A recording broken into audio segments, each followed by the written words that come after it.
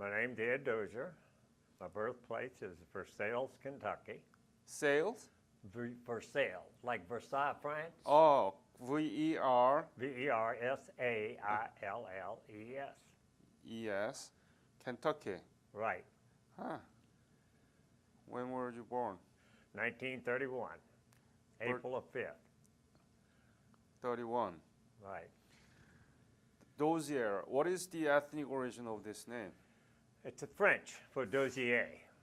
French. I A thought lot so. of central Kentucky was settled by French people. Tell me about your family when you were growing up, your parents and your siblings. Well, I was the youngest of five. I had four sisters. Mm. My father was a plumbing and heating contractor, Uh-huh. and I was an athlete. I played a lot of sports when I was in high school. Mm-hmm. I was supposed to go to the University of Kentucky and play football. Ah. And that summer of 1950, we were at summer camp in the Marine Corps Reserve, Mm-hmm. and we got activated. And from that point on, I was headed to Camp Lejeune, not Camp, yeah, no. So Camp you were in Pendleton the summer camp for the football. for the Marine Corps. Marine Corps. All right. There was 3 or 4 of us needed the extra money while we were in college, so we thought weekend warriors and summer camp would be great, Uh-huh. and we'd have the extra money. Well, when we were at training at Camp Lejeune, Mm-hmm. we got activated to the Marine Corps Huh. Because of the war? because of the war in Korea. Did you know anything about Korea before? No, Not at all? no, They don't teach about Korea? no, they didn't at that time. I learned a lot about it since then. No. So what high school, what school did you go through in Versailles? It was Versailles High School. Uh-huh. Yeah. And when did you graduate? I graduated in 1950. Ah. And you came to know the breakout of the Korean War. Right. How did you know? Through Well, the we newspaper? were at summer camp and we were doing training, and one evening they fell us out and told us that we'd have 30 days when we got home, and from that point on we would be activated into active service, and we So- had a lot of World War II veterans in our group, and of course they went straight on, and I missed it by 2 points. If I had had 2 more points, I had to go through combat training. I would have been up in Chosin Reservoir, but as it was, I was in the 16th replacement group. And from that point, I went through combat training. We shipped out of San Diego, When? January of 1951. I was in Korea in February. And tell me about, so you were in the Marine, right? That's correct. So it's more like enlisted rather than drafted, right? Right. Well, I was reserve. Right. What was your specialty? I was a rifleman. Rifleman. Every Marine's a rifleman. They have to be That's right. taught that. That's right. Right. Were you scared? Not at the time, no. Be honest. No, I wasn't. You Not were until go- I got in. Not until I got in combat. You're going to a country where you have never knew anything about it, and you're going to a war and no scared. I never thought about it. Uh-huh. You know, when you're young, you don't think about these things. Yeah. Yeah. I was 19, and when I was in Korea, I turned 20. So How about your family? How did your family react to the fact that you are going to the war? well, quite different because I was the only boy, Yeah. and I was going to Korea in combat. So, yeah, they were afraid. They didn't want me to go, and of course, which I can't blame them. I wouldn't want my son to go, but You went to Japan? I went to Kobe. Well, Kobe, Uh-huh. and we unloaded all of our gear except for combat. How was the trip to Japan in the ship? Was it pleasant or was it hard? You throwing up or seasick? You remember? It didn't bother me. I had a good time. Okay. Many complained to me that it was a horrible trip because of the throwing up and seasick. Well, we hit the tail end of a typhoon, and it was rough. But I've been very fortunate. I've never been seasick in my life Uh-huh. or airsick. Okay. So it didn't bother me. I used to go to the chow hall, and I would eat when there would be nobody else there. So how was Japan to you? Pardon? How was Japan to you? It was an experience, you know, to see a different culture. And I think I was an adventure type person who appreciated other cultures, and I wanted to know more about them. So I didn't have that opportunity because we weren't there too long. And then we ended up in Busan. From there, they sent us up to the front line, and we were sent up with sea rations. We were on top of a truck loaded with sea rations, and that's how I joined the 7th Marines, 2nd Battalion, Dog Company, 3rd Platoon. 7th Marine and what? Right? 7th Marine, 2nd Battalion, Uh-huh. Dog Company, Mm-hmm. and 3rd Platoon. And do you remember when you arrived in Busan? Then February, I'd say approximately between the 10th and the 15th of February. Mm-hmm. Mm-hmm. It was cold, I remember that. Busan is the warmest city in Korea. No, you're right.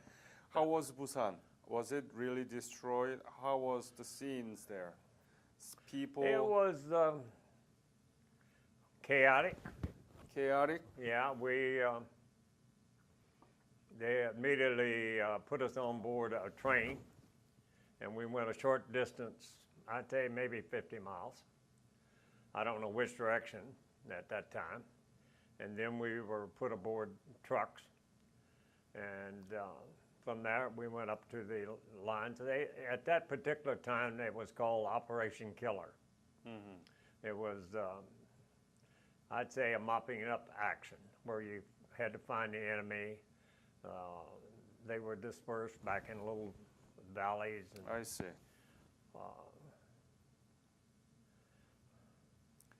So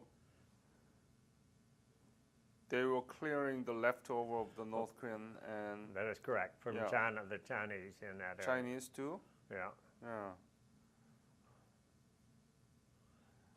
And your mission was distributing sea ration or what? Yeah, there's sea rations.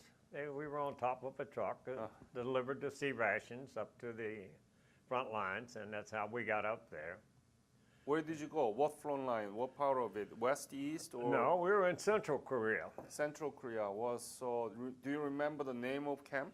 Chuncheon? Chuncheon. Chucheon. That's the east. Yeah. Yeah. Yeah, it's in the Middle East, you know. Mm-hmm. And what was your typical day of your mission? I mean, your mission wasn't really distributing sea ration all the time, right? What did you do? Well, we were in combat quite a bit. Tell me about it. I say it's hard for me to talk about sometimes. I know. A lot of firefights. Got into mortars. That went on with a cleanup action, and then they had another campaign called the Reaper. And from there, we fought our way north. We were up around an operation called Operation Mousetrap. Dog company was the bait. We were sitting out on top of the mountain. And the idea was to sit there and to lure the enemy in. And if I remember correctly, the 1st Cavalry was on our left, and Marines were on our right in the back. And in back of us was I don't know what's the correct terminology now. It was a squad of tanks for support. As we were sitting on top of the mountain, we heard like an old C-47, and then we saw flares drop into the valley between us and the enemy. And when we did, we could see the enemy coming across the valley, just hordes of them. And then they call it the Black Widow. It's an airplane that is designed to fly at night with radar in the front. And a whole squadron of them dropped down and caught them in the valley, which helped us from getting run over and trapped. But a platoon, not a platoon, it probably is bigger than a platoon. I'd say 100 men. Chinese slipped in back of us, got between us and the tanks. And the tankers jumped into their tanks and turned their own .30 calibers on each other to keep them off. And we entered into the firefight also because we were on the ridge overlooking it. So the next morning was cleanup to get, any spares. And then they dug a trench and buried the Chinese in the trench. They had a big bulldozer that came in and dug it out. So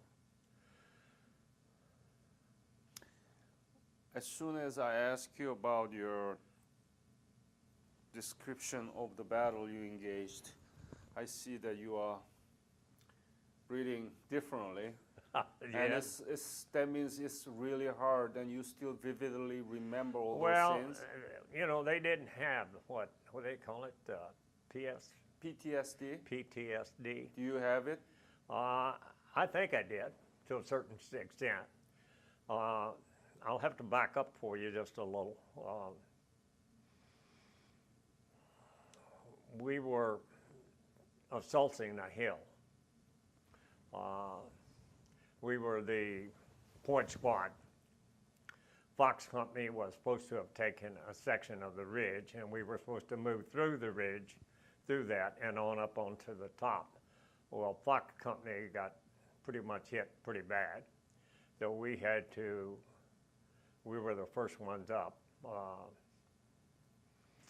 It would happen to be my April 5th, my birthday. I turned 20 years old, and I thought, well, maybe we'll walk up this one, we won't have any problems. There were 3 out of my squad left. How many? 3 out of my squad.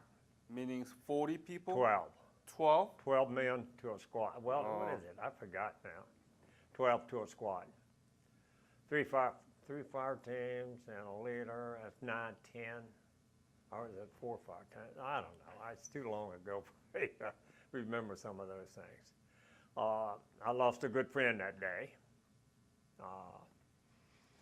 To this day, I'll never know. He took a grenade, and I would not have known that, except he was maybe as far as me to less over there. When you're in a firefight for 6 hours and things pass pretty fast and things go quicker than you realize, it seemed like maybe a half an hour, but it was 6 hours. So when we secured the hill, is it one of the Heartbreak Ridge? No, this was no. That was later on. The lieutenant came to me and asked me to go back and take the personal belongings off the bodies. And when I did, I rolled this guy over that I knew. His name was Anthony Falatach. He was a boy from Cleveland. and his wife just had a baby before we shipped out. And he never got to see his child. Now, whether we called him Tony, whether Tony fell on the grenade or whether he put his body on the grenade to protect us, we'll never know. Okay? So, for 50 years in the back of my mind, I often wondered what happened to Tony's wife. And I was very fortunate. A very good friend of mine had a son working in Washington, D.C., and I hadn't seen him in 50 years, and he called me. So we went out to dinner, and in our conversation, I said, whatever happened to Tony's wife? And he said, I don't know, Ed, but I'll find out. So about 3 days later, I got a phone call, and Tony's wife had remarried and moved. She was originally from Cleveland. She moved to California. Her name was Taylor. I had a phone number, and it took me a little while to get nerve enough to call her. And when I did, I told her, because they just say killed in action. They don't tell you how they were killed or what. Yeah. And so I called her and told her who I was, and the first thing she said to me, said, you're not kidding me, are you? And I said, no, I'm not. I said, I was with Tony. I have documentations, which that particular day was my birthday. Our corpsman got killed that day after he went to 3 or 4 guys, and he got to the Congressional Medal of Honor. So that documentation I sent to her, and I have a letter back from her, saying she appreciated what, and I had a picture of her and her daughter, who was born, and she was 50 years old at that time. So I had a little closure on that one. It made me, well, for 50 years in the back of your mind, you think, well, did this guy really fall on it, or did he put his body on it to keep us alive? And knowing Tony, he probably would have fallen on it. He would have gave his life. He was a Polish guy, and he was a very nice guy. So anyway, it made me feel better to know that he had a daughter, and that his wife and they were doing okay. Because, maybe I wouldn't be here today if it hadn't been for him. Yeah. So it's good to have some kind of closure on it, right? Right. Yeah. And you went through such Pardon? intensive battles over and over again? Yeah, several, quite a few. What were you thinking when you have such intensive battle? Why am I here? What am I doing here? Did you ever talk to yourself? Well, I did know, and we were told that, this would hold the communists back, and if we could just do it. So it was, we're young. We believe in the United States, and of course they indoctrinate you in the Marine Corps. They make you believe that you're the meanest SOB that walked on 2 feet, but when you walk through that gate to go on liberty, you had to be a gentleman. So. What do you think now, looking back 65 years ago, and was it necessary for you to be there? Was it worth, or how do you put this into perspective? Well, I know some, in fact, my barber, who up here to find my hair and I'd cut it, she is Korean. And I talked to her quite a bit about Korea. And I look back and I think, if we hadn't, the Chinese would have probably overrun South Korea. They wouldn't stop there. So I think really and truly the action we took there probably stopped the communists. That's for sure. Oh, yeah. Yeah. And? Yeah, well, I think the country has turned around, and from what I understand and what I've read about them since then, of course, Beautifully. I would not recognize it. Right. I can remember the old Papa San with his hat on, Yeah. and yeah, it was like stepping back about 50 years when I got there. It was entirely different from what I'd ever seen in my life. Mm-hmm. And they still had the old A-frames, and they carried their pigs on the back to market and did those kind of things. There were several experiences I had. One was we came up on a house on the side of a mountain, Korean family. Mm-hmm. And I thought it was unique. They had, when they had built the house, they had a fireplace here down on the slope, and the smoke and the heat went under the house and up the chimney. I thought, well, it's pretty neat. I liked that. I thought that was, very good.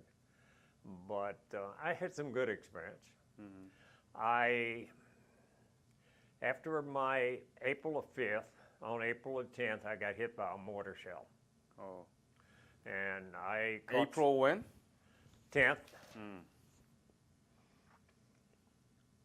Yep. Sometimes you can dodge a bullet, but you can't dodge a mortar. How many have been dodged? Well, I was running alongside. We were doing a probe. You were fast enough to dodge.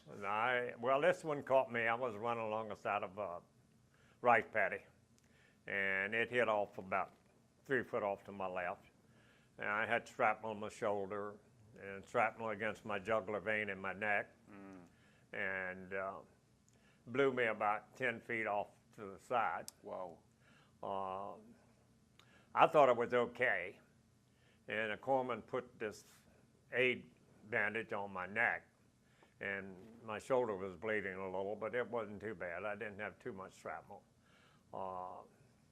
And I kept saying, I'm okay. He said, no, you're going back. I said, I don't want to go back. And he said, well, you're going back. Why you didn't want to go back? Because I didn't want to leave my buddies. Huh? I didn't want to leave all my buddies. Oh. Yeah. Hey, you're in combat, you become, they rely on you and you rely on them. That's the way it is in the Marine Corps. You don't want to leave. So I did go back, and it was a good thing I did go back. I got to an aid station that was sandbagged around an old power tower, and I walked in, and the medic there's a lot of guys a lot worse than I was. I asked him, I said, can I help you? And this one kid had caught a slug in his jaw, and had taken this side of his jaw, and he said, well, hold a pressure bandage on him till I can get to him. So I did. I did several things for him and never thought anything about it. And finally, when he got them all out, they had helicopters coming in and taking them out. He said, okay, let's look at you. And I said, well, I'm okay. He said, well, let's look at you anyway. I said, okay. So he took a bandage off my neck, and he scared me. He said, I don't want you to move. I said, what do you mean you don't want me to move? He said, well, you got a piece of shrapnel against your jugular vein. He said, if you cut it, he said, I can't stop it. So they flew in a neck brace, put me in a helicopter, and took me back to Easy Med, and they removed the shrapnel. But what actually happened to me, I ended up having concussion of the upper body, and it left me with like a migraine headache. Where did you go with the helicopter? It took us to Easy Med, E-Med. We call them Easy Med. And I was back there for about 2 weeks. Where was it? I don't know. It's in Korea? I'll tell you where you said it a while ago, Chuncheon? Chuncheon. Chucheon. Chucheon. Okay. Yeah. They had set up tents there, and they had a medic, and they had right beside a river, and had an airstrip there that they could fly in and out. Chinese broke through the front lines on one side of us, and they needed everybody back on the line. And so I went back up for another 2 months. let's see if I can get this right. I landed in February, and they evacuated me to the States in either July, the end of July, the 1st of August, if I remember. And I ended up going back to Japan. And from Japan, they flew me into California. So you left around July? End of July. End of July. You left Korea, right? Right. It's 1951. 1951. Any other memories or? Well, you know, you have a lot of close calls, but I think the ones that you remember are well, I don't like to say this, but I will. After I lost my friends, quite a few of them, you get to the point you don't want to know anything about anybody. You want to protect yourself. You kind of build a shield around yourself. You don't want to know if they're married, if they have children. So, you know, you get hurt and you don't want to get hurt again. So you really don't want to get close. But when you lose the guys that you went through combat training, shipped out together, went on liberty, and they get killed, and you say to yourself, well, they won't laugh, they won't drink a beer with me anymore. They won't, you know, we won't have fun and watch a ball game. So you gotta protect yourself. So I ended up in Bethesda Naval Hospital down in Washington. And I was there for, I'd say about 2 months. And then they stationed me at the Navy gun factory in Washington, D.C. And that's where I was discharged in 1952. Have you been back to Korea? No, I have thought about it a couple times.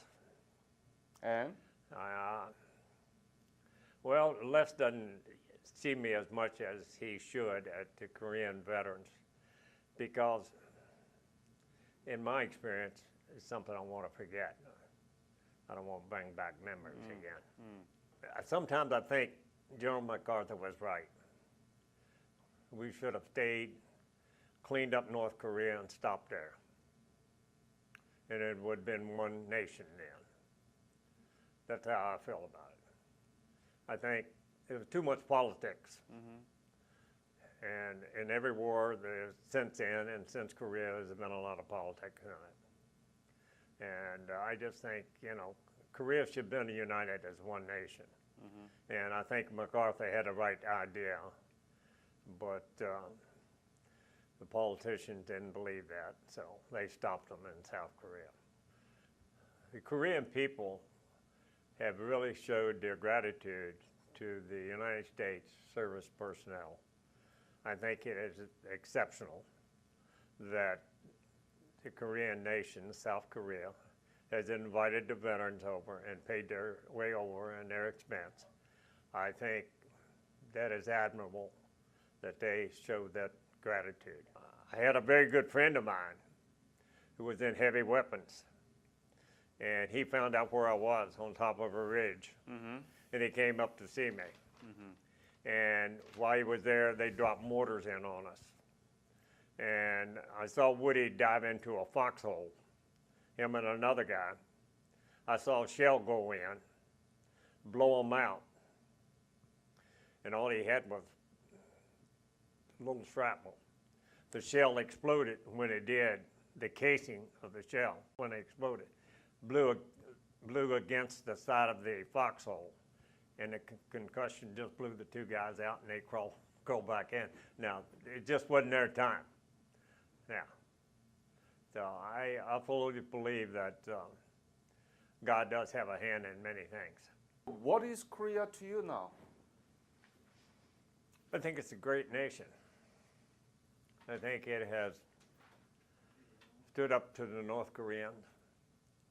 I think they have become industrialized. And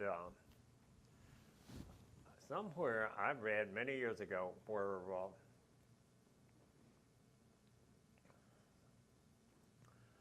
the, what do I want to say, about religion in Korea,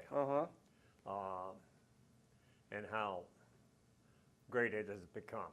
What was the symptom of your PTSD, and until when did you have it? Well, if you remember, I said that I had built a shield around me so that I would not get hurt again. Well, my family noticed it. My wife noticed it. It was hard to penetrate that shield. It was hard for me to love again. Yeah. Okay. I didn't turn to alcohol. I was never in that category. Good. And I just fought it myself. And it took a while to get out of it. How? How did you get out of it? Believing in mankind again, that there is good, there is love, and people can love you, and you don't see them get hurt. Did you have a nightmare? When I first came back, yeah, for about a year, I'd wake up, just abruptly and get up, and sweat, and realize where I was, because, we were overrun several times. And when that experience happens to you, you just don't sleep sound. But it all came out. It took me a while. But today they have people who will help these. They need more help than I did. Right. Today, I really feel sorry for the veterans that we have today. Back when I was there, a lot of these guys would not have lived. They would have died before they got them to medics or so forth. But today, they get them so quick, and they come back without limbs, and they have a hard way to go. And I really feel for them, those guys, more than I do for myself. Yeah. Do you regret? No, I have no regrets. No, I don't. I think we did the right thing. Except I think a politician shouldn't have stopped us. They should have given us more people and defend it. We would not be, in my estimation, we would not be up against the Chinese today like we are if we had shown our strength and taken North Korea and it had been one nation. Politicians don't have the answers.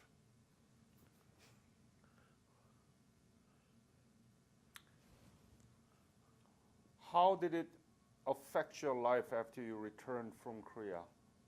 Did you have a GI Bill? I went to school under the GI Bill. What school did you go? I went to University of Kentucky. What happened to then? Well, I became a mechanical contractor. My father had been a plumbing heating contractor. I ran and operated my own business for about 8 years. What kind of business? Mechanical contractor. What does that? Electrical, air conditioning, and heating. I did a lot of commercial and industrial work. My wife did not like Central Kentucky.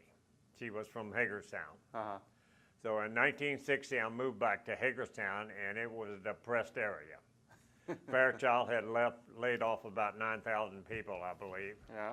And I survived for about 3 or 4 years.